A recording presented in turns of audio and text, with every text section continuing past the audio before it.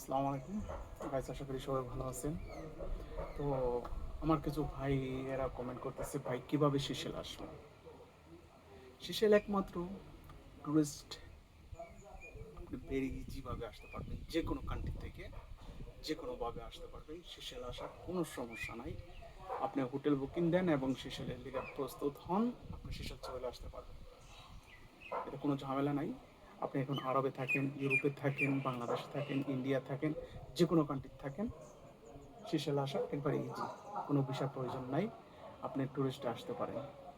এখানে আসার পরে যদি আপনি জব বা কোনো কিছু ঢুনতে পারেন, খুঁজতে পারেন, তাহলে আপনি খুঁজে নিতে পারবেন, অসুবিধা নাই। কিন্তু এখানে থাইকে কোনো কাজ করতে পারবেন না। আপনার রিপিট বাংলাদেশে যাইতে হইব। আপনি যে কান্ট্রি থেকে আসছেন ওই কান্ট্রিতে যাইতে হইব, এখানে অ্যাপ্লাই করে যাইবেন, ওই বিষয়টা নিয়ে আবার রিপিট আসতে পারবেন। তো এখান থেকে যদি আপনি ওইভাবে আসেন, আপনার হয়তো কোনো 10 টাকা খরচ হইব না, একটা 20,000 টাকাও লাগবে না। হয়তো কারো মাধ্যমে আসলে বা 2-4 টাকা খরচ হইব, এটা এটা আপনারাও জানেন, আমরাও ভালো করে জানি যে একজনের মাধ্যমে আসলে 10 টাকা খরচ হইব। আর আপনি যদি এইভাবে আসেন, তবে হ্যাঁ, এখানে আসলে বাদা কীরকম খরচ হইব, কিভাবে থাকবেন, এটা আমি আর একটা ভিডিওর মধ্যে বলছিলাম, তো আবার নতুন করে বলতেছি।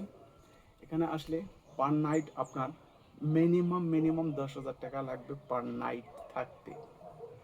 খাওয়া একবার যদি কম করেও খান, তাহলে আপনার প্রতি মানে 2 বেলা যদি করেন, আপনি 2 বেলা 100 রুপিয়া প্লাস, এবার সে 200 টাকা ধরেন, 200 টাকায় আপনার 1200 টাকা, 1200 টাকা প্লাস 10,000 টাকা, আপনার 11,000 টাকা প্রতিদিন লাগবে। 11,000 টাকা।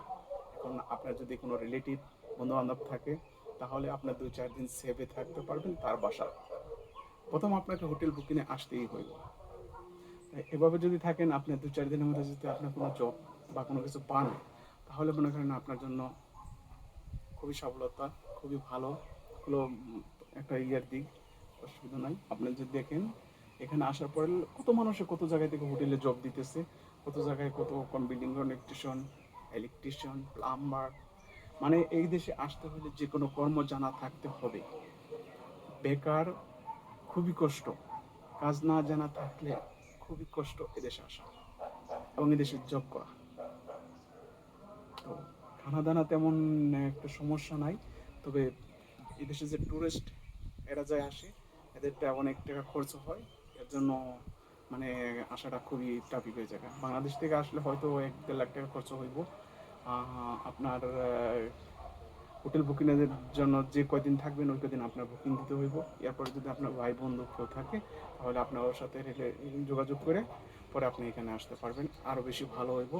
আরও এখানে থাকতে পারলে আপনার পকেট মানিটা সেভ হইব। তো ভাই ঠিক আছে, সবাই ভালো থাকবেন। ওকে, আসসালামু আলাইকুম, ধন্যবাদ।